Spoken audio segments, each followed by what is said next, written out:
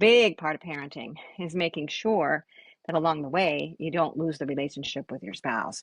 They're not just our children, they're God's children. And so partnering with Him and really loving them well versus trying to control them and disciplining them.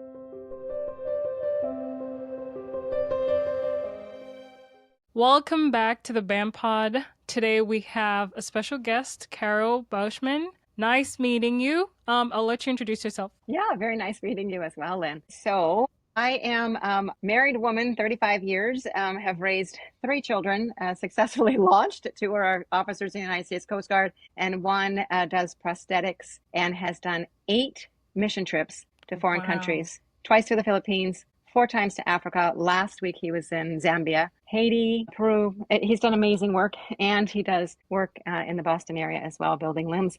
Those mission trips are all building limbs for children. So it's pretty awesome. I'm a very proud mama.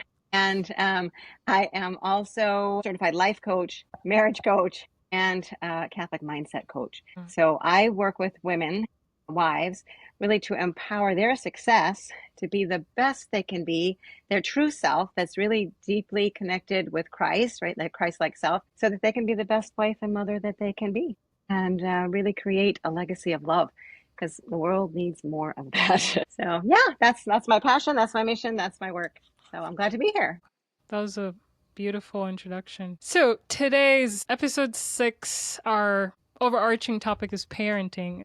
That's a big word. And specifically focusing on how upbringing and faith shape parenting styles. And let's get right into it. From your perspective, what's the essence of effective parenting? Well, I think that it's really partnering with God, right? Like, they're not just our children, they're God's children. And so partnering with Him and really loving them well. Loving them well versus maybe trying to control them and disciplining them and being, yes, you need discipline, but so being strict and rigid with them. Like loving first and bringing that, I think, is a deep root of needing to raise them well and of course, that isn't just about the kids, right? It's also about the marriage. So a big part of parenting is making sure that along the way, you don't lose the relationship with your spouse, because divorced family, it's so hard. My parents divorced when I was a senior in high school, and the whole foundation went out from my brother and I. And so I know the pain firsthand, and that's why a big part of why I do my work. They need to see love. They need to see forgiveness role modeled. They need to see that even when life is hard, you stick together, you figure it out, and that you always choose love. That was deep. That could be a whole podcast itself. Yeah, you can have me back someday. Oh my gosh. How has your upbringing influenced the parenting philosophy you've adapted? You kind of touched on that, if you want to kind of elaborate. Yeah, sure. My parents fought for 25 years when they finally got divorced. My dad's an alcoholic, but it wasn't all about him drinking. My mom was very much a control freak. There was just so much stuff that went on in their relationship. And it really did. I can remember as a little girl falling asleep in my bed at night and wondering, would they be better off just to get divorced? Like, this is so awful. Well, I got my answer, because when my husband and I were married, I think 5 years, our oldest was 2 at the time, and we had separated at that time. And so interesting. I worked full time, and when I would bring the little guy to daycare, he cried pretty much every day. It was kind of awful. When we got back together and reconciled, the Monday morning that I brought him back to daycare, when I picked him up at the end of the day, the daycare provider said to me, "What happened?" She said, "Wow, this is a different kid today. He hasn't cried. There's no fighting with other kids. Like, this is a different little boy." And I got my answer. God gave me the answer I had always been asking multiple times. That it's like, no, figuring it out and keeping your marriage together is always worth it. Even when they're 2, they know. They know when their parents and the foundation is there. So my parents, coming from a divorced family and then almost ending up divorced, that was the first separation. We separated again later at 26 years because I was missing key skills. We both were. There's certain things that you can learn to be a really great spouse, and they don't teach it in school. And I didn't have parents really that role modeled it. And most parents don't. We never really have any classes on how to do relationship well. No. And so, eventually I realized that I didn't want to do it that way. And so when I learned the other skills, for instance, even just doing self-care as a woman, I never knew that I needed to take care of myself and put my own oxygen mask on first. Yeah. I never knew. My mom always martyred herself and pushed and then would be crabby and snapping at my dad. And it's like, well, isn't that what women are supposed to do? Is like get all the laundry done, get all the cooking done. And now we want to work outside the home too. And we're going to get it all done. And then we have nothing left for him. I never knew that. And so I learned a lot. And I definitely know that divorce was not my answer for sure. With the separations, this is personal. Feel free, if it's a boundary you can't go beyond. The times when you're separated, or even before that, did you grow up Catholic? Oh, yeah. Okay. And with that in mind, I'm guessing this was just a separation, not a divorce, based on our Catholic faith. How did you reconcile with yourself to get back? And how did you work on yourself? What helped you during that time when you're separated to come back together or come back stronger as a couple? Yeah. So there was a lot of prayer in there, right? Like I was praying a lot. God, he worked a miracle, right? Like he really worked a miracle because he softened my heart.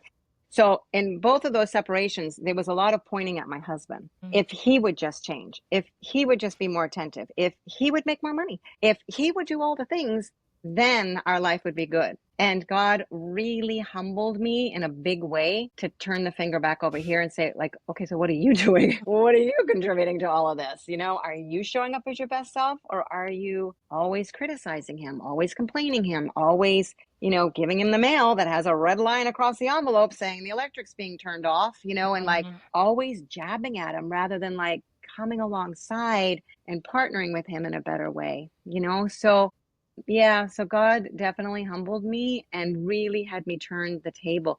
And it's so fascinating in my work. I see it all the time. When a woman changes, they change too. The whole family shifts. But we tend to blame them, and we don't even realize that we're putting ourselves in a victim place, which requires a villain, right? And so if he's the villain, I'm the victim. And it's like, wait a minute, what if I'm not a victim? What if I actually have more power than I even know?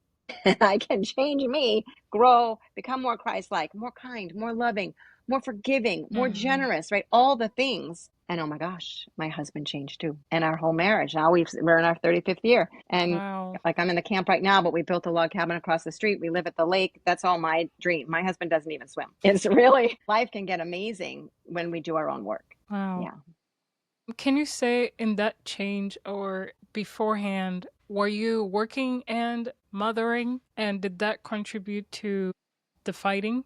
Did you after then decide to focus more on nurturing your home? And I'm just trying to understand. Yeah, I was working full time outside of the home when we had our first child. And that definitely contributed because I always thought I wanted to be a career woman until they put that little baby in my arms. And then I was like, no, change of plans. I want to be home. But he was starting a business. And so it really wasn't in the cards at that time for me to be home. But I got resentful. I wanted to change the rules. I wanted to do things differently. But I had the health insurance. I was making the bulk of the money. It was definitely a challenge. I wish that I had realized just how much I had wanted to be a mom. But honestly, I'm 61. So back in the 70s when I was growing up, everything, TV commercials, everything was all about, it was like brainwashing that to be a career woman was the way to go. Don't rely on a man, don't rely on anybody. And so I became very self-sufficient. And it was all a lie. It was all wrong. My humble opinion, it was all wrong. It sold us a bill of goods that doesn't work in the family. And so when our second was born, I left that job and we had rental property. So I managed that while he worked. And then later on, I started building another business in order to supplement. But I homeschooled my kids and did all the things. But yeah, trying to be the woman that does it all and having that superwoman cape on all the time, it caused stress. And a lot of guys feel that it's competition. It's like we're competing with them. They want to be the provider. They want to be the hero in the family. And they're afraid to ruffle the feathers of feminist women. So I do think that it's sort of a road of humility to be able to back off. And I wish that I had been able to just live within the means of what my husband provided. Would have been a very simple life. But I wasn't ready at that time, right? I had been sold a bill of goods. So it is what it is. But that's something I'd love to share more today, like those, if I can, as we keep talking about mistakes that I made and things that younger mamas, I love working with young moms because you can avoid a lot of the messes that myself and most of my clients have made working with the younger women, gosh, you can avoid a lot of pain. I mean, if you want to go into it right now, we can, because I come from a background where I was born and raised in Uganda, and it's a third world country. So for us, your only breakthrough is education. And usually the quote unquote office white collar jobs is the way to go. And I wanted to become an orthopedic surgeon. Big shot career goal. And I worked at it until like 3 years ago. And just after I got married, my husband, very much traditional. He grew up in Latin Mass, like Catholic, very traditional background mindset. And he has the same mindset, as you said. A lot of men actually really do want to provide. But because our society has encouraged us to do it all, you can have it all. And like sometimes like you kind of have to work to help out with parents, to help out with the family, realistically, to just like live day by day. But if you're in a situation where your husband can provide, or maybe we just need to have more simplistic goals in life versus wanting to have it all and be rich. I mean, everyone wants to be rich at this point. Anyways, it was really hard for me. I mean, what you were saying, I can relate to. The resentment. I mean, it's like I have built my life here and now I have to stay home and be nothing. You're kind of like in the sidelines, in the background. Like, what was all my effort for? What was all this education for? I worked so hard. I had sleepless nights. I mean, part of my health was actually damaged because of all this effort, so it's really hard to let go. It's almost like you have to like basically let go of your past and let Christ do his job. Let him lead you to where he needs you to be. It's very humbling. It's been really difficult though. I'm a go-getter. I like to get things done, and I've had to do it my way for so long. And now to be under someone's authority and just let him lead, those have been, I can relate to everything you say right now, and it's been a learning journey for me. So I would like to hear what I Yeah. should be avoiding right now. Well, can I coach you a little bit? Yes. Yes. So what I heard was the thought of like, let go and be nothing, right? Be nothing. So our emotions always come from a thought. So you have your thoughts, creates an emotion, and that's going to create how you show up in life and the result that you're experiencing. So if you're coming from a thought every day, sort of like when you think, I'm going to be nothing, like I had to give up everything so that now I'm nothing. How does that make you feel? Small, non-existent. Maybe that's extreme. That's right. Usually the emotion. Yes. And so then how do you show up? How do you show up? What do you do or what do you not do when you're feeling non-existent? I mean, it's like very draggy. You don't want to be there, or you hate, for example, you hate doing the chores. I don't necessarily hate them. They get tiring. That's the truth. But it's the ability to give into that uncomfortable suffering of doing the chore, but it's for a good, for the good of the family, and it's not just about you anymore. Yeah. So would you say that you're being like your best self? Probably not. Yeah. And so just notice, right? So what we do here is that we're just looking at what our brain's doing on autopilot. This is totally unintentional thinking, that it's like natural. It's totally natural that you would feel that non-existent, resentful about all that you've been through and then having to put it aside. It's like, oh, ouch, right? So you're saying you're draggy, you kind of hate the chores, it's a suffering. Do you think that you're grateful for, like fully grateful? I like how you put it, fully grateful. I think I am, but I don't think I'm fully. I think I'm blind to some extent. I'm blind to so many blessings around me, and I take things for granted. Yes. Okay. So just notice that. Be like, oh, well, that's interesting. Anything else that you're doing or not doing? Maybe something that helps me feel productive is reading books or reading things that are of interest, like in the medical field, or just really doing this podcast. Like for me, that feels productive. What I'm not doing, maybe I could pace myself more and not try to do so many things to feel productive and focus on baby who's really young now, and she's not going to be this young for a very long time. Oh, beautiful, beautiful. Yeah. So what I hear is like you're going to productivity. My guess is that you're an achiever. You like to get, that's why you wanted to be a surgeon, right? You're an achiever. I am too. And sometimes what I've learned the hard way is that when our achiever is in the driver's seat of the bus, we can go and burn ourselves out. Yep. And then, so it's like, so the achiever is in an overdrive. And when she's in overdrive, we burn ourselves out. So it's sort of like, okay, how do I slow her down? Because like you're saying that you could pace yourself more, you can enjoy your little one more. Yeah, all right. Instead of going to productivity. The other thing I'm going to suggest that potentially you're not doing is allowing yourself to feel the grief of not having that dream that you had wanted. Allowing the grief. Like, yeah, it's okay to grieve that. Yeah. And so the outcome of what we're experiencing then in life. So when you're feeling non-existent and then you're draggy, you hate the chores, you're not grateful, fully grateful, you're not your best self, there's some suffering, you're blind, you said, to blessings, you're going to productivity, but maybe not pacing yourself or fully present with the baby or really allowing yourself to even stay connected with yourself and feeling the grief. I would suggest that this is a disconnect model. You're disconnecting from the true you. And I'll bet that there's even some disconnection with your husband. Probably. I'll bet, right? When you're feeling resentful, then we don't necessarily really feel loving. It's like, don't touch me. Yeah. Totally normal, right? Yes. Yeah. Very true.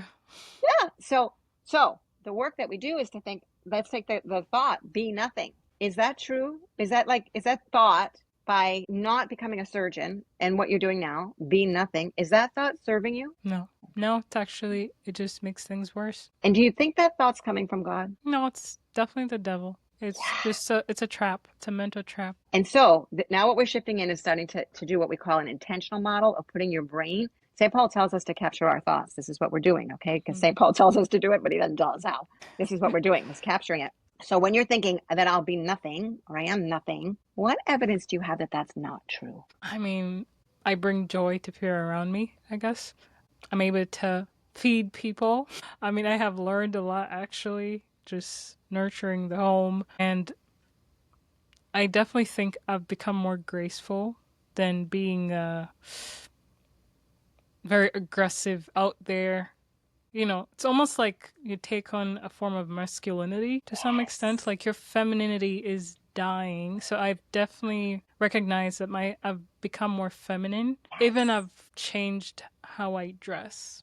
Wow. So it sounds like you're reconnecting with your true Christ-like self, who God made you to be. Yeah.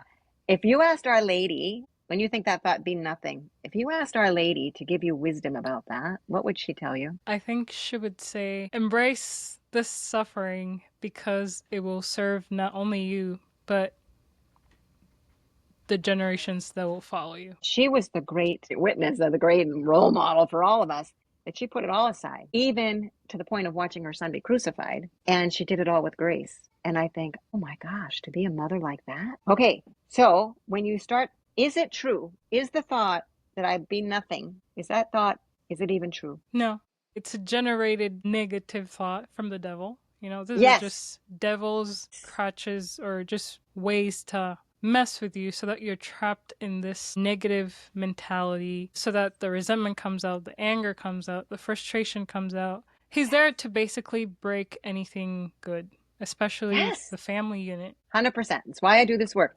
The evil one, I firmly believe, wants to destroy, if he can destroy women, right? Because he has a particular vengeance against women, since it was through a woman that Christ came into the world. And so if he can destroy a woman and take us down, if he can take the family down, now he takes the next generation down, he can destroy the church. And it's like, no. We're not doing that. Most important vocation there is ever, over anything. And so, like, if we can step into that and really claim that, oh my gosh, right? Like, the whole world is just, we're Joan of Arc is my patron in my work. And so it's like, she's going to battle. We're going to battle. We were made for this.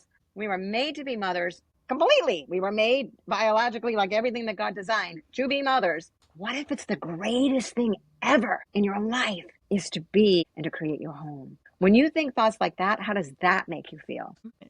It makes me feel proud. It actually was one of the sole reasons I started the podcast, because I think a lot of us have been lied to. We've been trapped in our societal mindset to have it all, especially women. I'm more open to the idea now, and I see it more interacting with women like you, role models like you, other women I've had on, or even just mothers in my community. I do think 2 years back, I've been like, no, there's no way. Like, I could do more than that. How can I just be stuck at home? Stuck at home. See, now that's another thought, Emphasis. right? Yep. Yeah, so we start catching those thoughts to be like, oh my gosh, what a blessing. If I have a husband that can provide and I can be home and raise my little ones and maybe homeschool them and really teach them morals and values that they're not going to get in public school, like, wow, what an opportunity I have, right? Mhm. So when you are in that kind of a mind frame, how will you show up differently in your home? I'll definitely show up with more zeal. I would, for example, like with school, I can tell the difference. Like when I kind of almost started working, I'd wake up really early because I have so much interest and passion. And once I kind of decided that it wasn't going to work out, I kind of went back into the routine of just really fatigued, getting up whenever. So I know that now it's so important. It's such a blessing to do this at this time when I'm still young and energetic. So I can get up early, start my day, take care of baby, take care of the family, and just thank God throughout the day and go to bed in peace. So I just think with that mindset, I can make more impact for my family, but also the community around me, possibly through my actions or my interactions or even through the podcast. Yeah.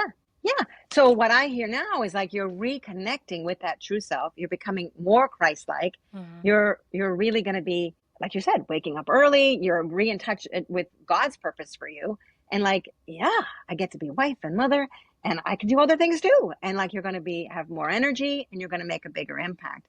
So that's totally a connection model. What Mhm. result is this going to create in your life? I would say just a family that's unified, a family that's Christ like, which is very important to me. Just faith. I've always wanted faith in God to be the center of my family. And I know from friends, family members, it's like, well, it seems like a cult. You seem like you're being brainwashed. And I think it's brainwashed in the good way. It's hard for them to see because it took me time to get where I am. So I understand that. You know, I have to give them grace, I have to give myself grace. I think the result will be Christ like children who are going to evangelize and do his will and hopefully bring us closer to God. Grow the church even stronger. Yeah, mission accomplished, right? That's Yep. what God wants us to do, is to bring his light to the world, bring his love to the world, create that next generation that makes a difference. Absolutely. Absolutely.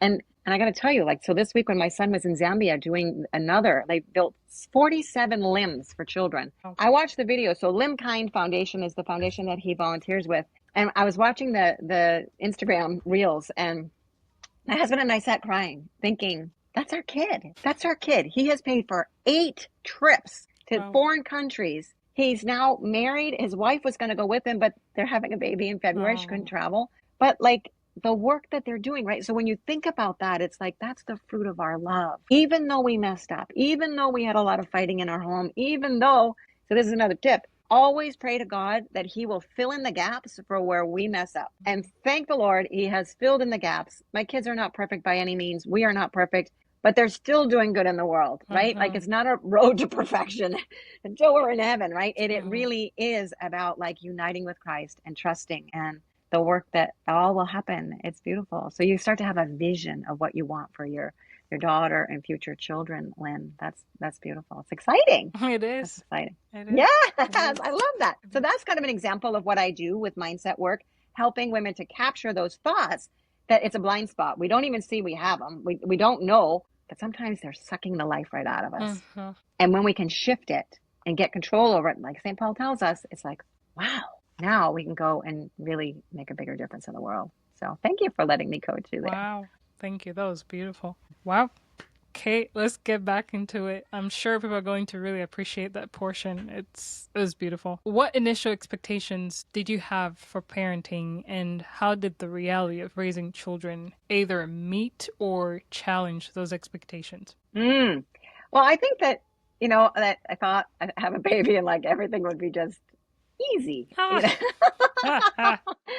We And then both I didn't know. realize that they don't sleep. They don't sleep all the time. None of my kids slept through the night till they were 2. My And gosh. they were, yeah. And so I was a walking zombie. I was so exhausted. And because my mom would call me and be like, what? You're taking a nap? I never took a nap. You need to get up. Wow. Go. And so, yes, Mom. Yep, you're right. I got laundry to do. And so I didn't know. I did not know to put my oxygen mask on first and go take a nap. Let the dishes, let the laundry go sleep, right? I didn't know that. And so Yeah, like I had expectations, I think that I would have more support, and Mm, parents, grandparents, like they don't always have the answers either. And so they mhm. did the best they could. I don't want to be in judgment, but they did the best they could with what they had. And they had wounds too. And Right. so and the culture wasn't particularly supportive, especially when I decided to homeschool. So my oldest Mm, had gone to Catholic school, but it wasn't Catholic enough for me. And so my husband actually he comes to church, but more recently now, but he hasn't always come to church with me. And so praise God. he thought Wow. I was a little nuts. They all thought I was nuts they let me put him in Catholic school. Like, even though they all had like money was tight for us, and so like how are we going to do this? And they question it. But then I started seeing these homeschool families, and I was like, their kids look pretty amazing to me. They're pretty faithful. Like I want that. Like I want more of that. And so when I decided to homeschool, and my husband he wasn't totally sure, but he said okay. Grandparents thought I was crazy. And so I got a lot of backlash on that. Hmm. But in the end, they have all said, well done, Wow. well done. They can see the difference in the kids. So I wish that there had been more support. I wish that the community had been there, but you find your way and God fills Hmm. in the gaps. Yeah. Wow. I can relate to that as well because I went to traditional school. Everything was kind of we the one thing I could say though is I always had my parents always had support with the family. Her siblings were we kind of lived around in the same community, so we helped each other out. So I actually really do value a multi-generational home or even community where you come together and build something that's so great and can be passed down. So because of that, there wasn't a lot of burnout, because you have that support. But because of the how big education is in the society I grew up in, I always knew that I wanted a career. And I always knew that I wanted to work, even though I also wanted a family. Because I grew up with both parents working and they had support. So that's the mentality I had. And it's very different here in the US. Like a lot of parents kind of, I don't know, they parent, kids are out of the house, and then it's like, okay, they're living their lives, and their kids now have kids, and they come in here and there. So it was very hard for me to change, or I should say adapt to this kind of culture where it just seems that women, at least from my perspective, are just overburdened, especially when you choose to be at home, stay at home, and homeschool. You have no support. And even friends, even though they do want to help you, they have their lives going. Life is so busy. So I just always hesitated. I do still have that fear of just being overwhelmed and going into depression and just constantly being tired, being resentful because I just don't have the support system. Mm-hmm. And sometimes, like, for example, families could even put condition, well, we're willing to live nearby or come and help you if you put the kids in school, for example. And I can't base my life and vision on conditions. I'm supposed to do things unconditionally. If I want to be Christ like, if I want Christ as a center, I have to give in fully, wholly, regardless of backlash I'm getting.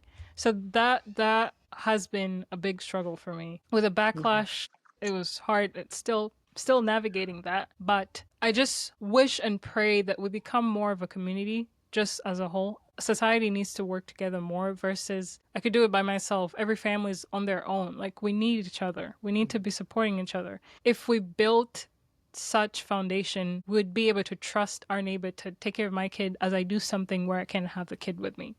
Yeah, If you see what I I'm agree. saying. Oh yeah, 100% agree. And I think like when I was homeschooling, the achiever in me became the organizer of lots of field trips, and we had a lot of things going on so Mm-hmm. that we met a lot of other homeschooling families, which was great for socialization for the kids and for me and for the Mm-hmm. moms. And so like we had, I didn't organize this, another group did, but there was a homeschool gym. So like every Mm-hmm. Friday, everybody got together at one parish, and we rented the gym, and all massive number of kids would come, and a couple of the dads would organize games and stuff for them. Nice. So you got to find your people. You got to Mm-hmm. find, because isolation is very hard for sure. But so my suggestion would be, Lynn, it's like always making sure that you're doing self-care. That's a big Self-care one. is so important. And it's not about just going and having a mani-pedi and, yes, you can do those kinds of things, but I think of it as soul care. So Mm, like those things that whether it's getting, to daily mass, to adoration, to confession, to prayer time, reading the daily readings or on Halo and listening to Father Mike Schmitz, whatever it is, like make sure that you're getting it in and not disconnecting from God. I always say eyes on God. Eyes on God. When my eyes are on God, I can do so much better. And that helps to keep me up. When my self-care, my soul care gets low, mm, that's when I'm short fused. That's when I'm resentful, right? mm-hmm, And so part of soul care that I recommend for my clients is always keeping a gratitude journal. So mm, writing down at least 10 things a day that you're grateful for about the day, with 5 of them about your husband. So mm, that can really help to just keep your mind again focused on the blessings that God gives. And gratitude is the antidote to resentment. So yes. whenever the resentment's coming up, if you can pivot to gratitude, like I'll say, like, drop and give me 10. Sometimes it's 20, sometimes it's 30 till my heart changes. If I wake up and like I'm really upset or worried about something, it's like, okay, 10 more, find 10 more. Even if it's like, I just am grateful for my comforter. I'm grateful that I have heat. I'm grateful that the Yes. fridge is full. I'm grateful that I have a roof over my head. It doesn't matter. It's just the discipline of looking for the good. It shifts our mind, and our Mm-hmm. mind is always going to create our feelings, right? And so if I want to show up loving, I've got to think loving thoughts and grateful thoughts. So it can make a huge difference. We have more power than we realize. Wow. Yeah. Wow. Yeah. Yeah. Yeah. Wow. You might have covered this, but in what ways has your faith shaped your vision for the family and raising your children? Yeah, well, my Catholic faith, that was 100%. It's so important to me. It's why I originally put him in Catholic school. It's why I decided to homeschool. My vision was I wanted them to grow up and have faith. I wanted them, more than becoming successful in a career, I wanted them to have faith. So the boys served at Mass. And it's interesting, the boys didn't want my daughter to serve at Mass. But then when she was in college, the priest had her serve Mass. He wanted her serving because he needed servers. And so she did. She was an excellent server, but it was interesting. But like I wanted them to have roots no matter what. Mhm, So story time was Lives of the Saints most of the time. It was good mm, Catholic books. And one of my biggest regrets is stopping reading the Ignatius Press. Lives of the Saints are amazing. mm, And yeah, when the middle one was 13, I was busy building a business at that time. And we finished that book, that last book, and we didn't get the next one. And I regret that to no. this day. And I can tell you, with grandchildren coming, we will be reading Lives of the Saints because it brings it to life. Those Ignatius Press books are so good that like you're in battle with Joan of Arc or all of them. Like it's in Curie of Ars, when his bed's on fire and the devil's attacking. It's like, they would be like, one more chapter, Mom, one more chapter. And it's like, yes, absolutely. It was a Beautiful. great way to get teeth brushed and jammies on really fast because they wanted more. Wow. That's Yeah. beautiful. I just wrote that down. I'm probably going to adapt that. Yeah. Wow. How did or how has parenting profoundly influenced your personal identity and worldview, particularly your faith or the Well, aspect of faith in parenting? yeah. So, you know, I think you grow up, well, when you start with the little ones, right? And you think that you just protect them, you take care of them, you get them dressed, like you do all the things, and then everything's going to be fine. Well, as they get older and they start to push back and they start to have a mind of Mm-hmm. their own, and especially when they're teenagers Mm-hmm. uh, and particularly my boys, when the girls started chasing them and things like that, it's like, oh, yo, yo, yo, yo, now what? So like that stretched me in a big way. And Mm-hmm. I didn't do it well. I controlled it too much and I Mm-hmm. was too critical and too fearful. So, yeah, boys become men, right? And so Mm-hmm. even when they're 17, 18, they're pretty much men. And when a woman is controlling, we can't have intimacy or connection at the same time. And so it's true in our marriages. If we're controlling and worried and fear-based, our men pick up on it and it repels them. Well, the same is true with our young men. And so I was very fearful of some of the girls that were chasing them. And so, I questioned it. I stuck my nose in. I said no on prom night, things like that. And Mm-hmm. so to this day, one of them is still angry at me about it. So, but it's hard because it's like, do you, it's huge. Like, do you let them fall into sin or do you let them go to things that other parents are all letting them all sleep out overnight on prom night? Do you let them go do that? So it's like, Yeah. so when I said no, and then by the time the other two came around, I was like, no, no, no proms. Do I regret that? No, I don't think so. My daughter didn't. She was fine. She was fine with it. But the middle one, he wanted to go to his girlfriend's prom at the time. But and it's yeah, he's not mad at me about that. I don't think so. I don't know. Like, you do the best you can. It has helped. It has brought me to my knees many times. I've Right. shed many a tear, and ultimately, it's happened for me to grow and to trust in God more and more. And then when they go to college and they're influenced by all kinds of things, and you pray, you pray, you pray, you pray, because the more that you say, or the more that you try to control, the more it can push them right away. And then Yes. I hear a lot of moms who are in sorrow when they've lost their kids completely. They don't even come around anymore. So Mm. sometimes it's a thin walk, thin ice. But you got to learn to trust them, respect them as individuals, and pray for them. Keep praying. Keep praying. I think Yeah. prayer is a powerful tool that I don't think is very much underused. It's No. it's it's a tough world. It's a tough society with prom. Like, as you're saying that, I'm just picturing my child, and if I see red flags with a girlfriend or friends, as a, I guess you could say, mentor, a parent, I required to do something, or at least say something, express myself, or my worry, my fear, my hesitation, to at least help them see the better way to take. It's such a hard balance to strike, not being Oh, it is. controlling, but still also trying to keep them in the right path, try to prevent them from getting themselves in near occasion of sin. It's a hard job to do. Oh, it is, especially when other parents don't have the same philosophy, Right, right. and so it's yeah. Wow, Yeah, wow. Anyway, we do the best we can. we do. We do. My gosh. I'm sure you answered foundation or principles that guided your parenting, but if you do want to share them, you can go ahead.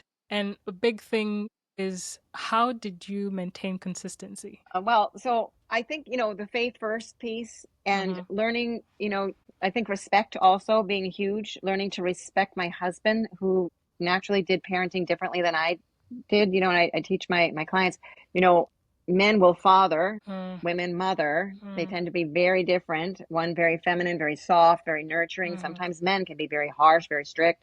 And they need both. And yet, lots of times we make them wrong. I made mistakes of making my husband wrong, like, don't yell at my baby, but it's like, no, actually, they needed the discipline from dad as much Mm-hmm. as they need the nurturing from mom. From mom. I learned that not with the first one. I know I made a lot of mistakes with the first one. Well, actually, probably my daughter was older, I think, when I really started to learn more about respecting his differences. He'd come in late at night, if he was working late, and I'd have them just about all in bed, and then he'd come in and start a tickle fest, and I'd be like, what are you doing so fast? Like, I just Like, got it's them to bed. bedtime. I Oh. want to bet. I want a break now, right? Like, now you just wound them all up. And so right. It's like, oh, I wish I had just been able to let him have his tickle fest Mm-hmm. and just let it go and just let them enjoy that time The and bonding.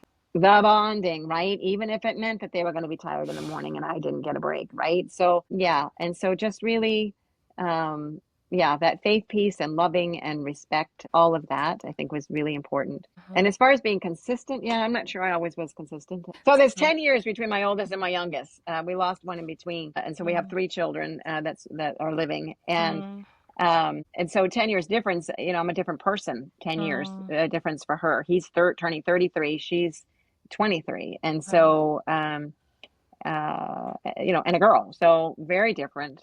And so I had her when I was, I think, 39. And so I'm glad that I had her late in life. Again, parents thought I was nuts, but I'm so glad that God blessed me with another one. She and I are very dear friends now, and I just love her to pieces. Beautiful. Yeah. How did your parenting approach evolve with a child from your first to youngest? I think you touched base, but Yeah. the reason I do bring this up is it falls into the next question. I think parents tend to get really lenient or lazy with the younger kids because they've just been through so much, and it's like, we've kind of done this already, keep doing what we're doing, versus reflecting what they've been doing and try to change things. So you could answer those in one portion. Yeah. So I wouldn't think of it as being lazy. I Mm, would think of it as being like, definitely probably more lenient, but maybe also more respectful. less controlling, Mm, that I think I had a lot more fear at the of the oldest, you know, of what's happening, or um, wanting to control and keep it Catholic and all the strict stuff. mhm, And then it's like, you know what, like they need to find their way. A good priest told me, you know, they've all got roots. mm, Trust the roots. They've got roots, and now they are out there finding their way, mhm. and they will. And just keep praying for them, right? So I'm probably different with my daughter. Yeah, trying to trust her more, and really um, believe. I think more than I sent the message to the boys when they were 18, and the girls and all that stuff, you know. But she didn't start dating till she was 21. Mm. So it was a big difference. A lot of years passed in between there. So Yeah. from what you said is you trust that you did a good job at home. You set the right foundations with your faith, with the skills, with the resources you had. You should trust that you did a good job and let the kids, because we're there to be God's vessels, bring kids into the world, help them form, but eventually they are out of our hands. I think it's a very humbling moment, journey for parents to now let go of their kids and just let them be the people God needs them to be.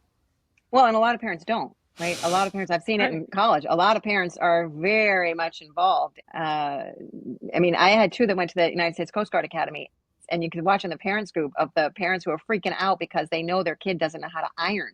Well, in the first Mm, swab summer, they have to learn how to iron, how to fold, how to manage all their laundry and do all their things. And the mothers are freaking out because they know that like the kids are getting letters home and the kids struggling. And it's like, no, my kids learned how to do laundry when they were little, and they had no problem with learning how to iron, right? So it's like mhm, I was not a helicopter mom in that way, that they had lots of chores and lots of responsibility. My oldest, I remember when he did not go to the Coast Guard Academy. He was just like in his dorm, or when they have a bunch of guys rented a house in their senior year.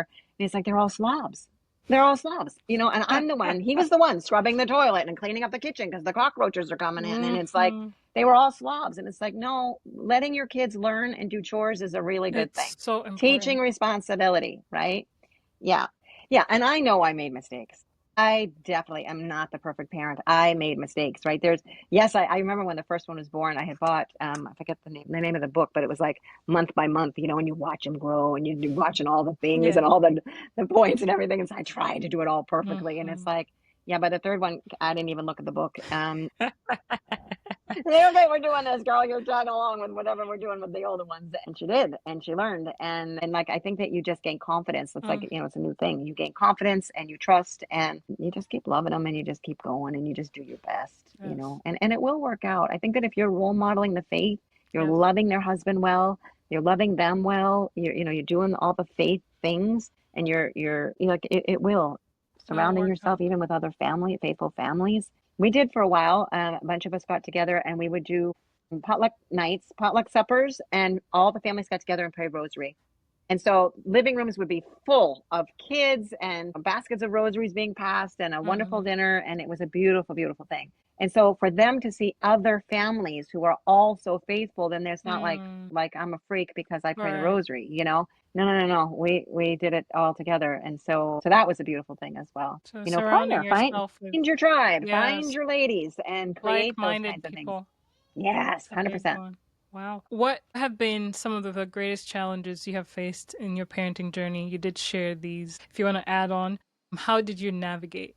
You could point out maybe some of your hardest times. How did you navigate that? Well, like I said before, the whole prom thing Mm-hmm. and the dating was very hard, and the grandparents that were not always supportive. Mm-hmm. That was very hard. It was very hard. There were a lot of tears. The And backlash is really hard to navigate. oh my gosh, yeah, yeah. We had some hard times with my mom, and fortunately, we healed before she passed away, and I took care of her when she died with cancer a few years back, 8 years ago now. But there were a lot of rough years because she really interfered in our parenting and undercut us. She thought she was doing right, and in many ways, maybe she was because while we were being strict about rules, Mm, she was loving unconditionally and didn't want mm, to know any of the things that potentially he was doing wrong. And so I guess that was a mm, blessing that God put her in his life so that he had that unconditional love experience while we were trying to hold what we thought were rules that were really important. And so I'm going to trust that it all happened the way it was supposed to happen. okay. And, you know, have long since forgiven all the conflict that happened in there. Yeah. Forgiveness is over Easier and over said and than over. done. Yeah. Yeah. Wow. Wow. Wow. Thank you for sharing such personal stories. I think sometimes that can make you relive those moments. But, you're in the other side and you see the good in there. It's just God hard when has you're a, in it. It's really yeah, hard when you're in the frame. but God uses everything, right? And Yes. so, Burke's book, Finding Peace in the Storm, highly recommend that. That book gave me incredible peace about like whatever has happened, whatever is happening. God is right there in all of it. Like we know it intellectually, but his book moved it into my heart that I was able to let go more about like, yeah, Yeah. God's gonna bring it all to good. It's okay. I Yeah. don't have to fix it. Yeah. Trust in God. Do you actually, when we say, Jesus, I trust in you, it's so easy to say. Oh yeah. The living out practicality of it is Yeah. tough. Yeah. Lastly, how do you model and instill faith in your children, both through your words and actions? You did share this. How would you tell, what message could you give to young parents who are starting out to model these examples of faith for their children? I know you mentioned a few of them. If you want to even instead share a message, blessing, last words that you want to say to younger parents. Yeah. I think I think that our journey is to learn how to love. I think that that's Jesus's big message, right? Is to learn how to love and love unconditionally. And I think that sometimes as women, we can get discouraged and overwhelmed and exhausted, and we start to question, did I marry the right man? Like, what am I doing? And it's like, no, no, no, no, no. Trust all of that. Don't go back and second guess it. And continue to learn how to love, always keeping your husband more important than the children. It's very easy for the children Oh, to take priority, but it's it's like, no, no, so no, no. easy. You got to take care of yourself and your husband, your marriage, and then the kids, right? Like your relationship with God first. And so as you keep the priorities in place and you really do learn how to love unconditionally, and if you can learn how to give grace, really grow into those Christ-like qualities where how you forgive generously, generosity, gratitude, humility, all of that ultimately is going to speak more to your children than if you're living judgment and contempt and criticism. I lived that a lot of years and it was a big regret in my life, but I didn't know any better. I didn't have a way to get out of that at the time. I thought that he would know what to do. So here's the thing, like we all have what's called like a manual, right? Like just like an operator's manual for your phone or your computer. We come into a relationship, into a marriage with a marriage manual. This is what it's going to be like. I'm going to do this. He's going to do this. But the problem is that he has his own manual and it's very different from your manual. And so he thinks that he's going to do this and you're going to do that. And it's like, then once you're married, it's like, this isn't quite what I thought. So now, right now, this is where the work starts. And I believe that marriage is the road to sainthood. It Yes. is.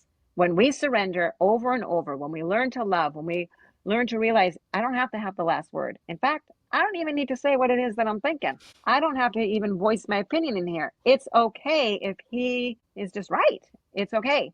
Surrendering, trusting, letting him lead the home, right? All of that is for strong women. It's not easy, right? It's And so the hard-headed. more that we learn and we grow, children are always watching. They're seeing everything. And when we can be respectful, apologize when we've messed up, when we, relinquish control, inappropriate control, right? And I mean, there are times sometimes when we do need to control, but we always get to decide that because it will always cost us connection. So role modeling those things, taking care of ourselves, really shifting into that true best self. That's the journey that we're on. We all have wounds. Every single one of us have wounds. When we were born and we're a precious baby, everything is just beautiful. Everything's perfect. It's like the Garden of Eden. And then whether it's mistakes parents make or problems on the playground or things like we're wounded, things happen, walls start going up and we start self-protecting. It's a normal human being experience. But oftentimes by the time we're adult women, we're hurting. We're hurting and there's a lot going on. So if we can, in the journey that I work with women, is to come back to rediscovering our true self, our Christ-like self. That is an exciting, empowering journey. And it's in that mode when we are fully Christ-like that we can love well and create that next generation and families that the world needs right now that really does embody Christ in a big way. And so I brought a couple books I wanted to just share, if I could, very quickly. This was one that it's 1,000 Gifts by Ann Voskamp. been out for a few years, but this book, when I was in the throes of a lot of resentment with my husband, that book really brought gratitude in a big, big way. And it's an easy, easy read, but it really shifted my heart. This one too, A Mother's Rule of Life. So this was one that back when I was homeschooling, absolutely loved it to help give order to your home and peace to your soul. So kind of like, monasteries and whatnot have a rule of life. This was like in a homeschooling way that you can have a rule of life. And this is one that my clients that we've been reading together is Holy Silence. My spiritual director gave it to me. Beautiful book by Father Basil Nortz. It's a practical guide to recollection of God. But it's not just like, sometimes we need to silence our tongue and not say everything. But there's also, silencing our heart, silencing our mind, silencing, there's a whole litany of them here, silencing your body. Your soul. It is really, really shifts your heart, silencing judgments, silencing your will. Like really fabulous book. Okay. Wow. So just wanted to share those with you. I wanted to ask one more thing, and one of those books could be a solution. What would you give to a young woman who's new to marriage, or just whatever time in her life she is in? You just find yourself overwhelmed, your brain constantly trying to do too many things, so it's hard to prioritize and focus and manage time, especially when you have little ones. What would be your message, your advice, suggestions to just prioritize, pace yourself, do things with Christ so that you're not, just doing it for the sake of doing it or because it's my responsibility, doing it with love, because that always goes a long way. Yeah. The Mother's Rule of Life is probably a great one. I'm also working on a book that's going to come out hopefully in the new year. And I'm also offering a program that's going to start in January called Renew 60 Days to Peace, Happiness, and Love. So this is going to be 8 weeks of video trainings that you'll receive in your inbox, and then 8 weeks of coaching with me in a small group of other Catholic women, wives who are on the same journey, to be able to really start learning how to process your thoughts and dig into whatever challenges you're having, because sometimes we can't do it alone. We're trying to do it alone, but honestly, that's why I'll coach, is that we can really walk with women, being able to, I think of the Titus 2 model, right? Like, because I am older, my kids are I'm empty nesting, they're gone now. Like my mission is to walk with and help other women. And so it's just a beautiful, beautiful journey. And so don't do it alone, get help, be in community. I have a Facebook community called the Happy Wife Community. Actually, I've changed it to Happy Empowered Wife Community, Catholic. So people can join that as well and be with women who are serious about this whole mission. It's important. It really does matter. Yeah. Wow. It was amazing to have you on the pod. I have learned so much. I feel like we kind of went into your life journey and I was reflecting on my own. It was so beautiful. Beautiful. Yeah. Thank you so much for making time. Hoping I can get some people to come to you, because I think a lot of us have to rediscover who we are, who God created us to be. Thank you so much. Yeah, that's the work, 100%. Thank you so much. God bless you. God bless you too. Bye-bye.